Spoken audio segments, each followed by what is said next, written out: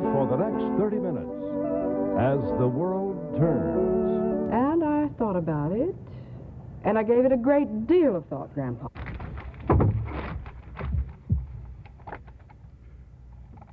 Here is a bulletin from CBS News. In Dallas, Texas, 3 shots were fired at President Kennedy's motorcade in downtown Dallas. It was a bulletin that changed America because from here on the 6th floor of the Texas School Book Depository in Dallas, 50 years ago this week, a lone gunman pointed a $21 mail-order rifle through this window and shot and killed the President of the United States while his motorcade was passing below. It was an easy shot.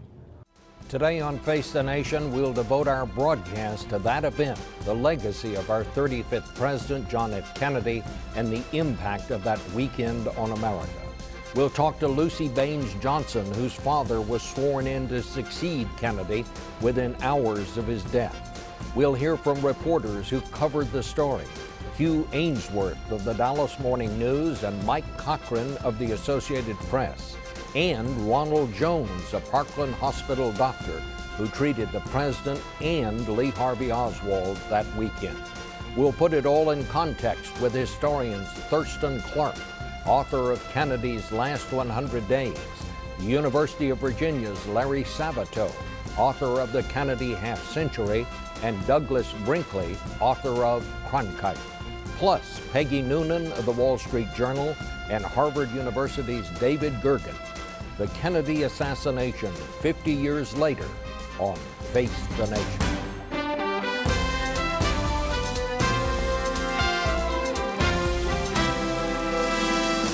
And now from the 6th Floor Museum at Dealey Plaza in Dallas, CBS News Face the Nation with Bob Schieffer. And good morning again. We begin our broadcast with Luci Baines Johnson, the daughter of Lyndon Johnson. She was a 16-year-old student at the National Cathedral School in Washington. She was in Spanish class that day when she got word that there had been trouble in Dallas. Good morning and welcome. Good morning, thank you Bob. so much it's for my coming. honor to be here. You were in Spanish class. Yes, we just finished lunch and walked back into our Spanish class and had not settled in for the class yet. And a young girl came running in saying, "The president's been shot, the president's been shot." And of course, the entire class was in a state of deer in headlights and trauma. And our teacher said, girls, we know nothing about the truth of all of these rumors, and until we do, there will be Spanish. You can imagine no one, of course, was listening to those instructions, but the instructions of the heart were overwhelming. What happened after you got this first word? Well, shortly afterwards, while there was a twitter in the room, the bells of the National Cathedral began to ring and ring and ring, and 400 girls, without saying a word, rose from their chairs and walked single file down into the gymnasium, which also served as our chapel. Without any instruction, these 400 women, young women, fell to their knees and listened to our headmistress tell us that the president indeed had been shot. His condition was considered very troubling. Governor Conley had been shot. His condition was unknown but considered very troubling. And they asked for all of our prayers. But no one ever said a word about my father or mother. No one said a word, period. And then we were dismissed. And I wandered out into the quadrangle of the school in a daze. I looked over and saw that the Secret Service had very thoughtfully sent a man I knew, one of my father's detail. And I turned and ran in the other direction as if I could run away from the inevitable. And of course, I wasn't capable of outrunning a Secret Service agent. But you were afraid he was coming with bad news. Of course I was. And he grabbed me and he said, "I'm sorry. I'm so sorry, Luci." And I just beat on his chest and said, "No, Gene, no." And he said, "I'm sorry." And no one even mentioned what "I'm sorry" or "no" was all about, because the words were just unsayable. Well, when did you finally find out what had happened to your mom and dad and that Well, they were safe? I asked Gene, I said, and Daddy and Mother? And he said they're okay. Did you ever see your mom and dad that night when they finally got back to Washington? I know it was very late. My mother, yes. My mother came straight home and to comfort me momentarily, but then to be all consumed by the work at hand. And my father went immediately to the executive office building and did not come in till 2 or 3 in the morning. I did see him. We hugged briefly, and then for the days and weeks to come, it was sort of 24/7. There was so much that had to be attended to. How did he seem? Was he different than you had come to know him? Strong and steady, determined to do the right thing, measured when all the rest of the world was in a state of great trauma. I think he knew that indeed an evil person had killed our president, but it was his responsibility to show the world that they couldn't kill our country. And so the continuity of serving the American people must go on, and that was, I think, his every moment. When did you finally move into the White House, and what must that have been like? Well, one night I heard my mother and father actually have raised voices, and that was just not in their temperament. And my mother was saying, "No, Lyndon, we just can't. We just can't." And my father was saying empathetically but firmly, "Bird, we have to." And she said, "Why, Lyndon?" And he said, "We have to move on December 7th because that's the date that's convenient to Mrs. Kennedy and to the Secret Service, and it is theirs convenience that we must honor." And my mother said, "Any day but." And he said, "I'm sorry." And I was a post-war baby. I didn't understand that December 7th was a day that would live in infamy forever for their generation. November 22nd had become that day for me. What was it like to go through the funeral in Washington? What was it like to be there? Oh, every moment tore your heart out. You looked at the Kennedy family, so close, so young, so vital, so noble, and this beautiful person, Jacqueline Kennedy, standing with a child in each hand, so terribly alone. And she leaned down and she mentioned something into her little boy's ear, and he left her hand and dutifully went over and gave that salute that the world will never forget. And then at that point, I don't think that there was a dry eye anywhere, not only in Washington, but the whole world was watching, and we were just consumed in pain. As you think back on this 50 years later, what do you think the significance of that day was, and how did it affect you? Well, it was all so terribly personal. Obviously, the people that it affected most of all were Mrs. Kennedy and her family. And the rest of us were simply a backdrop, feeling their pain and wanting to comfort them and knowing that they couldn't. But for me, it was a moment that changed my world for always. It was a day that will ring with pain and respect for as long as I live. Luci Baines Johnson, thank you so much. Thank you. We want to pause for a moment now to look back at the events of that day. Air Force One is turning to its final approach. One of the largest airport meetings in Dallas history. Mrs. Kennedy was given a bouquet of roses. We've got some pretty large crowds down here and very few officers. It was variously estimated that between 200 and 300,000 persons had turned out to greet President Kennedy. Crossing downtown Dallas now. Pretty good crowd there. Big crowd, yes. As you can see, the welcome was enthusiastic and warm. Something is wrong here. Something is terribly wrong. Looks like the president's been hit. 10-4 Parkland has been notified. The president's head was practically blown off.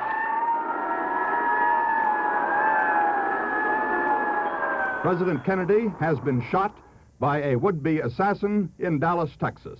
President Kennedy has been given a blood transfusion at Parkland Hospital here in Dallas in an effort to save his life. From Dallas, Texas, the flash, apparently official, President Kennedy died at 1 p.m. Central Standard Time, 2 o'clock Eastern Standard Time, some 38 minutes ago. This is a dark day in the history of America. Why? Why did it happen? Who would have done such a thing is the question. Now, these are scenes at a building across the street from the scene where President Kennedy was shot. On the fifth floor of this bookstore company down here, we found empty rifle holes. Attention all squads, the suspect from Elman, Houston is reported to be an unknown white male about 30, slender build, 5 feet 10 inches tall, 165 pounds. The suspect has been apprehended at Texas Theater en route to station. This is Lee Henry Oswald, the man charged with the murder of President Kennedy.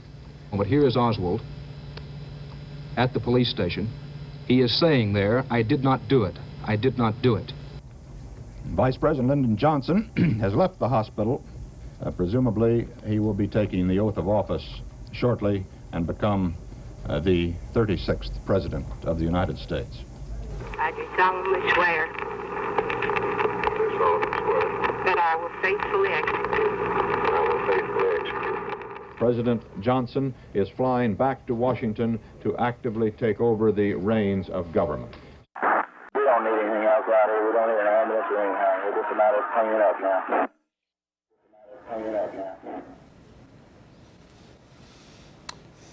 Joining us now, Hugh Aynesworth, who covered the assassination for the Dallas Morning News. He has a new book out called November 22nd, 1963, Witness to History. Mike Cochran, who covered it for the Associated Press here in Dallas and in Fort Worth. And Dr. Ronald Jones, now head of the surgery at Baylor University. He back then was chief surgical resident at Parkland Hospital. Hugh, I want to start with you because you were one of the few people who saw President Kennedy being shot. You later were there when Lee Harvey Oswald was shot, and you also were there when Lee Harvey Oswald was captured at the Texas Theater. What was this like when these shots rang out? You were just not far from where we are right now in Dealey Plaza. Within seconds, it was complete pandemonium. People were throwing their children down, protecting them. People were running into each other. People were screaming and crying. It was just the most hectic thing you could imagine. And it was such a contrast because people had been so happy at all this. Mike Cochran, you were the AP guy in Fort Worth. You worked out of the newsroom of the Fort Worth Star-Telegram, where I was a reporter. It had gone very well in Fort Worth. Oh, it had gone beautifully. The people of Fort Worth, the welcome, it was just amazing. They obviously adored the president and Jacqueline, and it was really heartwarming. And it was the people at the Hotel Texas, both outside and inside, were just seemed to be beside themselves, and it was really quite a moving episode. Well, I remember the reporters who were there and covered him, and you were there. You were kind of relieved when the story moved to Dallas. Yes, I left the Hotel Texas and went to Carswell and phoned what was the final wheels up bulletin for President Kennedy when the plane took off for the short hop to Dallas. I walked back. When I got back to the office, I walked through the newsroom of the Star-Telegram, and as I passed the news desk, I kind of stopped and quipped, and I said, "Well, we got him out of town safely." Yeah. I went into my office. I sat down at my desk, and just minutes later, the copy boy screamed. He'd torn some copy off the Associated Press printer, and he screamed, "The president's been shot." Yeah. You know, Doctor, you were at Parkland Hospital there. We didn't know what had happened. How did you feel when you got word of this? I had just finished an operative procedure that morning and gone down to the cafeteria to have lunch, and the page operator began to call people stat, respond immediately, including the chief of surgery, who I knew was out of town.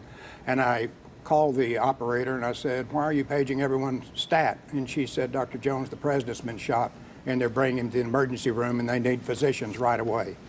And so Dr. Perry and I ran out the back of the cafeteria, down the hall, down steps, and to the emergency room and into trauma room 1. And Mrs. Kennedy was on the left of the door as I entered. The president was on a stretcher, arms out on arm boards.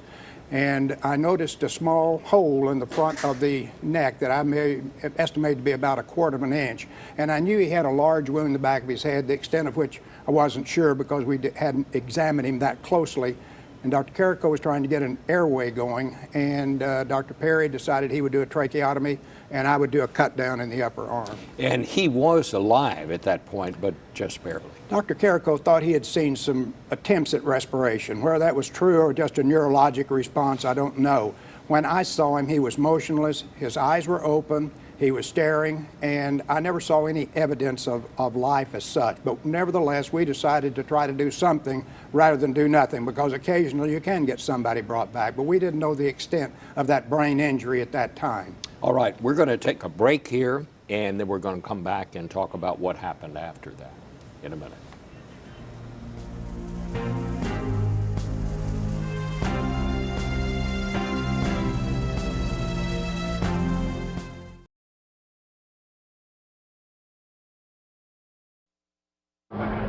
This is the basement. He has been shot. Oswald has been shot. Here comes Oswald. He is ashen and unconscious. Lee Harvey Oswald, the man who Dallas police say killed President Kennedy, himself is dead. Himself is dead. Now, Hugh Aynesworth, you had been there in Dealey Plaza and saw this happen, and then you were in the police station that morning when Oswald was shot. Tell us a little bit about what that was like. Well, you know, I was somewhat concerned because there had been many death threats through the night. And when I got up and found out they had moved him, I was amazed. I grabbed my wife and I said, "We've got to get down there." So we ran like the devil for the police station. I got in just a very few minutes before they brought him out. Now, I did not see Ruby. I was probably 3 or 4 feet people behind. But all of a sudden we heard this pop, and it was almost like being the first day 2 days later, because everyone went wild. And there were so many international reporters there. They were speaking different languages and pushing and shoving. And you know, they had those huge cameras in those days, and everybody was getting bumped around. But it was a good while before we knew it was Ruby. You had known Jack Ruby, did you not, or knew of him? I had known him for about 3 years. Why do you think he did it? I think he wanted to be somebody. He was quite a show-off. He was not a nice man. He had a huge temper, and I'd see him at the newspaper every week, a couple of times. He was a groupie for newsmen and cops. Mike, what happened? You were back in Fort Worth. You had no idea of coming to Dallas, did you? Not in the beginning, but after we heard the president being shot, well, my wife had dropped me off after we'd gone to Carswell, so I didn't have a car, but I jumped in with a bunch of Star Telegram writers and photographers and just headed over to Parkland. But the most amazing thing that happened to you was the burial of Lee Harvey Oswald, where you actually became a pallbearer, as it were, in that funeral, you and 3 reporters from the Star Telegram. Tell us how that happened. Well, it was at Rose Hill Cemetery in Fort Worth, and of course I was based in Fort Worth. And so I was assigned to cover it. We'd gotten the tip the night before. I was in Dallas, in the Dallas Bureau the night before, after Oswald had been killed. But we got a tip that there would be the funeral in Fort Worth the next day. And so when I showed up, Of course, there were nobody. I mean, we were early. They delivered the casket. The police escort delivered the casket about 1:30, and but as the day went on, there were no mourners. And so how did it happen? The funeral home operator said somebody's got to help us get this casket out of the hearse. Well, as we were waiting, one of the strangest things, at about 3 o'clock, somewhere around 3 o'clock, a rumor started that the casket was empty, that there was nobody in that casket, and if there was anybody in that casket, it was not Lee Harvey Oswald. Yeah. And so it caused such a stir that the police chief, Cato Hightower, and a couple of officers went into the little chapel, checked, and came back out and assured us that at least Oswald was in there. You and the reporters carried the casket out to the gravesite. And that's right. Doctor, let me ask you, you were called back to the emergency room when they brought Lee Oswald. Was he alive when he got there? He was alive when he got there. There were 4 of us that got to trauma room 2, which is where the Governor Connolly had been, and he did have a heartbeat. And he had been shot in the left chest and had major vascular injuries. As Jack Ruby shot him, he turned like this, and that caused a lot more of injuries than if he'd taken the shot straight on. But same thing, I did a cut down in the upper arm, just as I had in the president, and inserted a chest tube. And we had him to surgery within about 10 minutes after he came to the emergency room. And he lived almost roughly an hour and 20 minutes before he expired on the table. But he said nothing. He said nothing. He was unconscious, much as the president looked, but he had a heartbeat and was alive when he came to the emergency room. All right. Well, gentlemen, thank you so much for joining us this morning, and we'll be back in a moment.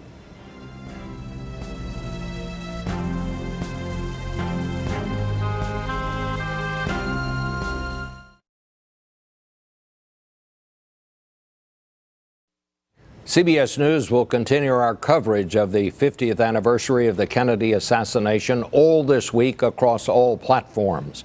On the actual anniversary at 1:40 p.m. Eastern Time, CBSNews.com will stream the 1963 CBS News coverage of the assassination in real time from the moment we went on the air until Walter Cronkite signed off some 4 days later.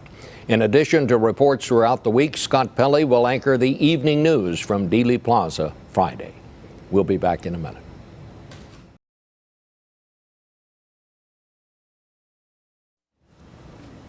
Welcome back to Face the Nation. Joining us now, Thurston Clarke, the author of JFK's Last 100 Days, CBS News contributor Douglas Brinkley, and the University of Virginia's Center for Politics, Larry Sabato. Doug Brinkley, beyond this tragedy, why was this such an important anniversary for America? Well, I think a lot of people are remembering where they were, what I did that day. This was brought to us live on television. You were playing clips of Walter Cronkite. Well, everybody was turning into Cronkite. What's going on? Not just John F. Kennedy died, but who did it? Then who is Lee Harvey Oswald? Who's Jack Ruby? Why is Jackie Kennedy still wearing a pink Chanel suit with blood? Where's Lyndon Johnson? On and on and on for 4 days. Everybody kind of tuned in. And there's a line by Bob Dylan who once said, people don't live or die, people just float. Most people live pretty flatline lives, but when Kennedy was killed, they weren't floating anymore. It was like real-time adrenaline for the whole country. And I mean, those of us who were here and covered this story, I think the part that is not really understood today is that beyond this tragedy that we saw unfolding on television, and we'd never seen anything like this before, hanging over all this, it was like we all felt on 9/11. We didn't know what it meant. We didn't know if this was the beginning of World War III. We were a year away from the Cuban Missile Crisis. It was just this profound, I can't understand this. Why is this happening? And I think, in a sense, that America was never quite the same as it was after that day. Thurston Clarke, your book focuses so much on Kennedy's last 100 days. Why do you think that period was so important? Because finally, in that period, he was addressing the two great threats to our nation, a nuclear war and racial conflict. You know, at the inauguration, Robert Frost wrote a poem that he couldn't deliver because of the glare from the sun. The last words were, "A golden age of poetry and power, of which this noonday is the beginning hour." There was poetry in Kennedy's first 2 years, but he didn't marry poetry to power until finally, in June, he gave two very important speeches. The first, American University speech, proposing a test ban treaty. The second, speech about race, in which he announced he was finally sending a civil rights bill to Congress. Yeah, because race had not been all that important to him, or at least publicly. He did not mention it in his inauguration address. He was against James Meredith enrolling at Ole Miss. He urged him not to do it. He was against the March on Washington, sponsored by Martin Luther King. He was originally against it because the march was going to be at the Capitol, and he was afraid it would make it seem as if they were trying to intimidate Congress. So he and Bobby Kennedy were, through negotiations, they moved it down to the Lincoln Memorial. But what you said is right. Kennedy was very disappointing to the civil rights leaders on civil rights. But when he gave this marvelous speech on the 11th, at that time, Martin Luther King turned to a companion and said, "Can you believe that white man not only stood up to the plate, he hit it over the ballpark, out of the ballpark." And Larry, one of the nuggets in your new book that I found so interesting, the story of how Jackie Kennedy called the Civil War historian James Robertson the night of the assassination to ask for help putting together her husband's funeral. It really impressed me enormously when I first heard this, and I decided to stress it in the Kennedy Half Century because I think one of the less well-known stories and less told stories is how Jackie Kennedy helped the country get through this, and somehow in the midst of her shock and grief, even on the flight back from Dallas, she was already planning to have a Lincoln-esque funeral for her husband and to create the myth of Camelot. She was thinking about his legacy. When she was told about Lee Harvey Oswald, she said, he didn't even have the ability, the opportunity to die for civil rights. It had to be some silly little communist. She wanted to convert his legacy into something bigger, and she did. But she actually tried to replicate in the White House how it had looked when Lincoln's casket had brought there. Yes, that historian was called by the White House and told to go over to the Library of Congress and get all the information he could about Lincoln's funeral. The first thing he said was, in the meantime, you get all the black bunting you can find. He went over to the Library of Congress. They didn't have the lights on. They couldn't find the light switches. They used flashlights, and they found old Harper's Weekly from 1865. He dashed over to the White House. He got there in a sea of black bunting with a team of carpenters already ready to construct the Lincoln East Room affair, just as it had been in 1865. And Doug, you of course wrote the wonderful biography of Walter Cronkite. This was a day that not only changed the country, it changed television. It changed the way we get information. Up until this point, most people got their news from print. And this, nothing like this had ever happened before. No, in the 50s, you had the Kefauver, hearings being brought on TV. Well, that's just Congress's sausage making. And certainly John Glenn's Triple Orbit started bringing people into special effects television. But bringing a real life trauma like this hour after hour after hour with all those poignant moments, including the young Kennedy children there at Arlington National Cemetery and Jackie Kennedy looking so almost Madonna-like, or almost that every time you see that photo of her with the veil, it's just the most gripping drama. And as you mentioned, after that, Vietnam becomes the television war, and Watergate's brought on TV, and we're all turned into these big events and followed them through. The Kennedy assassination began that. As horrible as it was, I mean, I think it hit people even harder because they had come to believe, did they not, Thurston, that they knew the Kennedys better than they'd known any of his predecessors simply because of television. Well, exactly. And Kennedy gave a live televised news conference on average every 16 days. It's extraordinary now, if you compare it to what's happened since. The other thing is that again and again you read people saying, I knew him as if he was my brother, as if he was my son. Charles de Gaulle said afterwards, they're crying all over France, as if he was a Frenchman, a member of their families. I mean, de Gaulle was stunned by this reaction. And he was, and still, in my view, was the best there ever was at television and knowing how to use it and how to communicate on television. All presidents try to imitate John F. Kennedy, but they can't. He had a special magic, a special combination of rhetorical ability, the ability to inspire, and also self-deprecating humor, which some of our presidents really ought to acquire. But you know, the interesting thing is he didn't like television that much. When he came to the White House, he had all of the sets pulled out, and he left one with rabbit ears so Caroline could watch Lassie. I must say, I never knew that. Why do you think it is, and I'll put the question to all three of you, today 61% of the American people still believe that Lee Harvey Oswald did not act alone. I think the evidence is overwhelming that he did. I've always tried to keep an open mind about these various conspiracy theories, but as yet, no one has shown me evidence to convince me that there was anybody else connected. Why do you think that is, Larry? Bob, people looked at this as one of the most terrible things that had ever happened in American history, and it was. It was so big. How could you balance it with a loser, a total loser who had failed at everything, as Lee Harvey Oswald had? There had to be more meaning in it, and they've tried to invest it with meaning by saying it's the CIA, it's the anti-Castro Cubans, it's LBJ, it's this one, it's that one. But as you say, you have to go by the evidence, and we're still waiting for evidence beyond that of Lee Harvey Oswald, who clearly was guilty. Well, there's no question that the administration was using every means they could. They wanted to kill Castro, and they were sending sabotage missions in there. Castro knew about that. But again, there is no evidence that he ever acted on it. In fact, he later said in an interview, I would always want a second source when I hear something from Castro.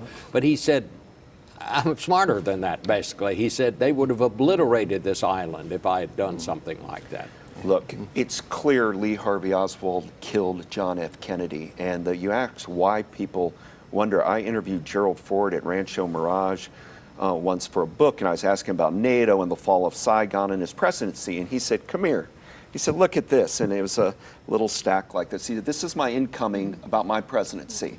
Now, you see this stack? It was like towering. He said, that was about me and the Warren Commission and why I invented a magic bullet. And, you know, I think it gets down to the Warren Commission report. I think it was in time sloppy. It was rushed. But it was right in the end. And maybe on this 50th anniversary, we need to thank people, the legacies of Gerald Ford and John McCloy and Erland Specter and people that worked so hard on those multiple volumes, because they, I think, nailed the story. What do you think, Thurston, that John Kennedy's real legacy is? Oh, first of all, that he was the first Catholic elected president. I mean, he kicked open the door. After him came a whole bunch of other minorities. He appointed the first Polish American to his cabinet, John Gronowski. He wrote a book about immigration called A Nation of Immigrants, very important to him. The other is, of course, the Cuban Missile Crisis. If Kennedy hadn't been president, I don't wonder if we'd be sitting here right now, if there'd be a Dallas. I mean, his role in that was absolutely crucial, and he realized it too. Afterwards, at a press conference, you know, he'd been the only one who didn't want to have a retaliatory strike. At a press conference afterwards, he refers to Abraham Lincoln, asked his cabinet to vote. Lincoln's cabinet, they say 12 ayes. Lincoln says, I vote nay. The nays win. That had to be on his mind. Thank you all very much on this very special weekend in American history. We'll be back in 1 minute.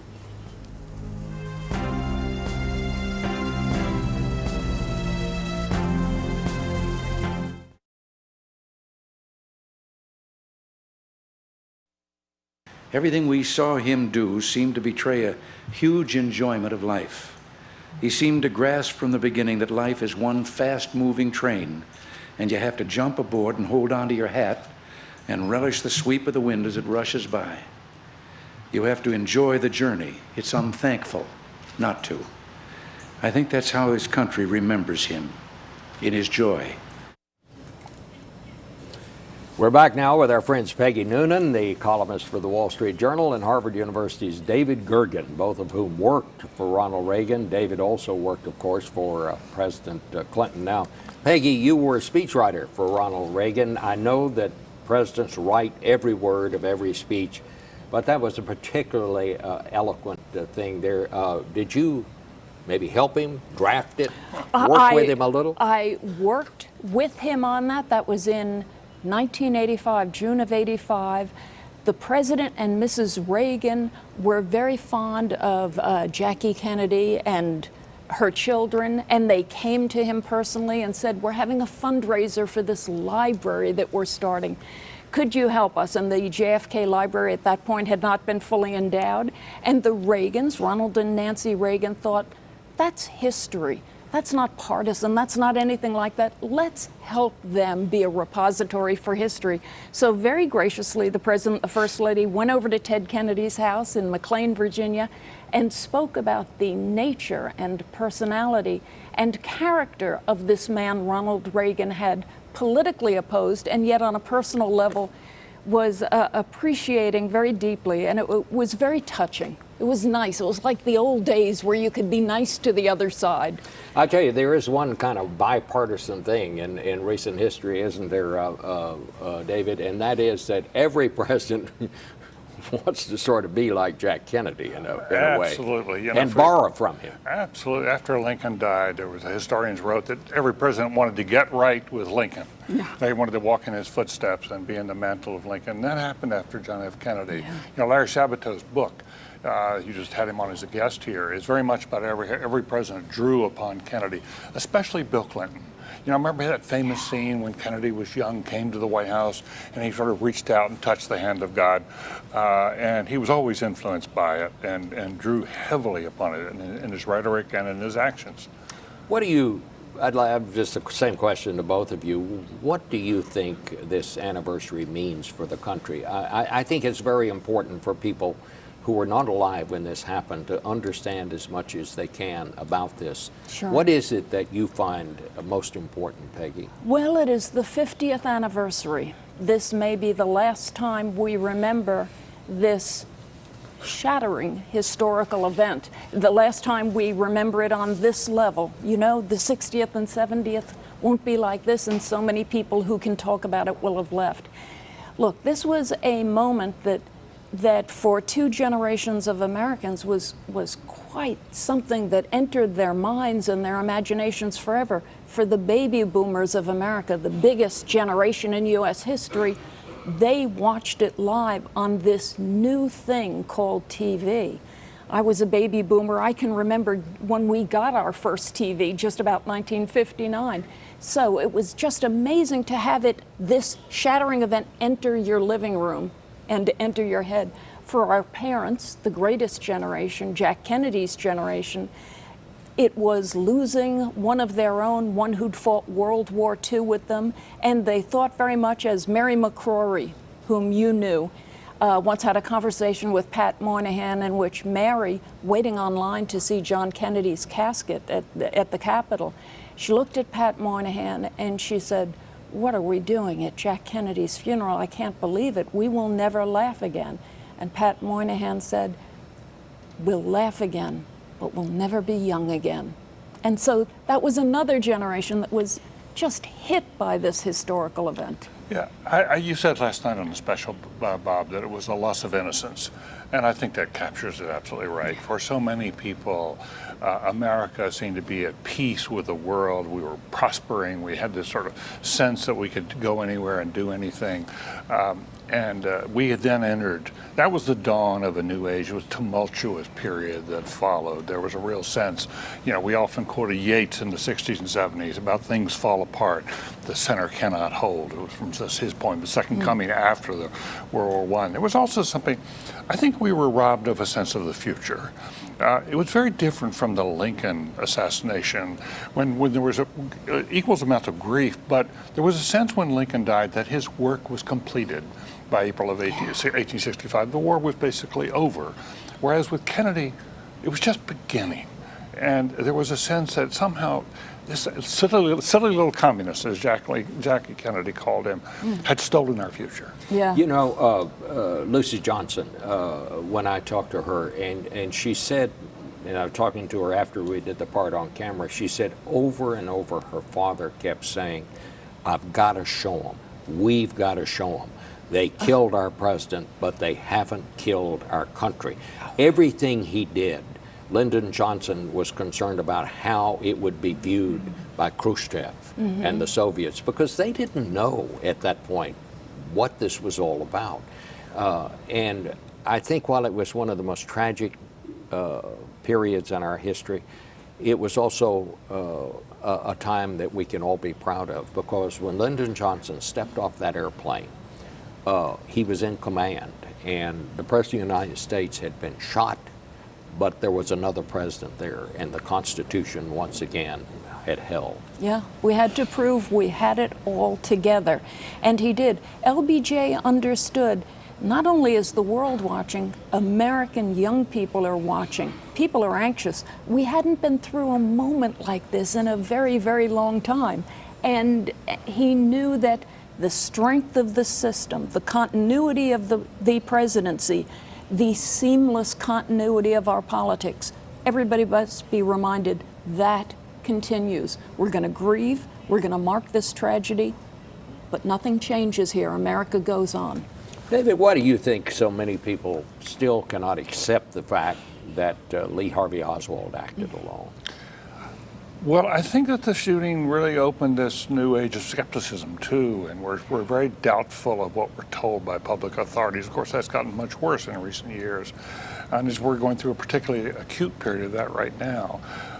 I think that the fact that Jack Ruby got in there and was able to shoot Lee Harvey Oswald so easily, we forget. You were here, Bob. You know, you understood the Dallas-Fort Worth culture. For the country to see Ruby get in there and do that, it was as if he's trying to silence him, and I think that made a big It's very hard for people to understand now that that's just sort of how it was in those days. Basically, if you look like you belong someplace, you could get in. That's why I always wore a snap brim hat as a police reporter for the Star-Telegram. If people wanted to assume I was a detective, we let them assume that. and you could do that in those days. Well, I want to thank both of you so much. I want to say one last thing, Bob. I just, at a poll 3 years ago, asked Americans, who do you think, if there was any president put on Mount Rushmore, who should it be? 50 years later, it's Jack Kennedy, #1. All right. Well, thank you all so much for being with us today. Thank you. And it was a privilege to be here. Yes, it was. I'll have some final thoughts in a minute. Final thoughts in a minute.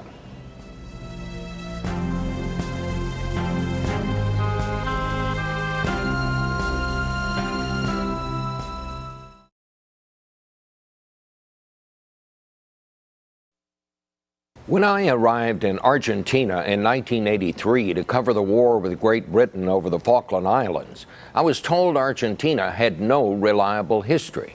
Each of the country's leaders had rewritten history to play up his accomplishments and play down or eliminate whatever his predecessor had accomplished, a frequent habit of totalitarian leaders. In the days after Oswald shot the president, the first reaction of many in Dallas was to bulldoze this building as if that might somehow erase the whole thing and the fact that it had happened here. Instead, community leaders decided to make it into a museum and a center for scholarship about one of America's most terrible weekends. They recognize that a democracy requires an accurate history, without which we cannot understand how we came to be what we are. There had been threats of demonstrations and even violence from scattered right-wing hate groups before Kennedy came to Dallas, but his reception in every city, including Dallas, was overwhelmingly friendly. The man who shot him was anything but a right-wing zealot.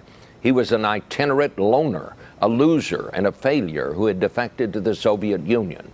He was not from Dallas or of Dallas. Yet for years, in the minds of many, it was somehow Dallas's fault. It was not.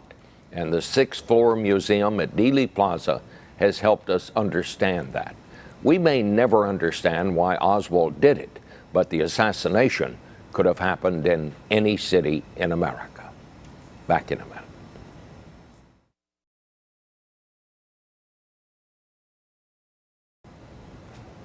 Well, that's it for us today. We'll be back in Washington next Sunday. We want to thank you for watching this special edition of Face the Nation, marking the 50th anniversary of the Kennedy assassination. We also want to give a big thank you to Dallas County, the city of Dallas, and everyone here at the 6th Floor Museum. We'll see you next week.